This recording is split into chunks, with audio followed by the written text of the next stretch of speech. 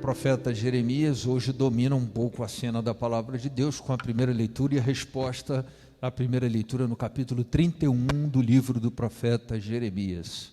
Jeremias é um profeta muito singular porque ele é um profeta ligado ao tempo, e chamado no tempo dele exatamente para anunciar a proximidade da desgraça que haveria de se abater sobre Israel em virtude da infidelidade de Deus, deles à aliança feita, estabelecida com o próprio Deus.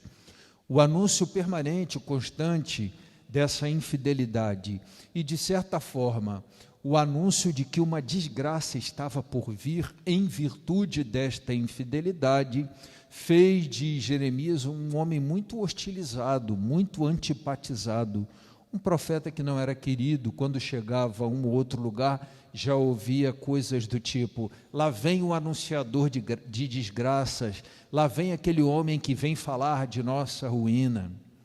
Mas o texto da primeira leitura de hoje, embora ele começa com um imperativo de mudança, convertei-vos, se convertermos de coração, se voltarmos para Deus, então tem também um convite de mudança que era sempre presente na pregação do profeta Jeremias, mas tem um elemento interessante. Jeremias diz que condicionada exatamente a essa conversão está a promessa de pastores segundo o coração de Deus, ou seja, uma promessa de cuidado do próprio Deus. Em algumas ocasiões, Jeremias fez apenas anunciar: olha, a desgraça está por se abater. Nessa leitura de hoje tem um elemento interessante que é: se houver uma mudança de coração, um retorno para Deus, uma conversão, então é possível que a gente encontre, não tanto com a justiça divina, a infidelidade da aliança, mas a justiça divina em forma de cuidado, o cuidado do pastor pelo seu rebanho. E aí Jeremias diz que se vos converterdes, dar-vos-ei, vou dar a vocês pastores segundo o coração de Deus. E o salmo que seria hoje, não da missa, mas um trecho do capítulo 31 de Jeremias, responde à primeira leitura, dizendo que haverá um só rebanho, um só pastor, será dado um pastor zeloso, que há de cuidar, que há de zelar, que há de apacentar. Na verdade, era de se esperar do evangelho de hoje que talvez aparecesse aquele texto lá do bom pastor, mas aparece a explicação da parábola do semeador.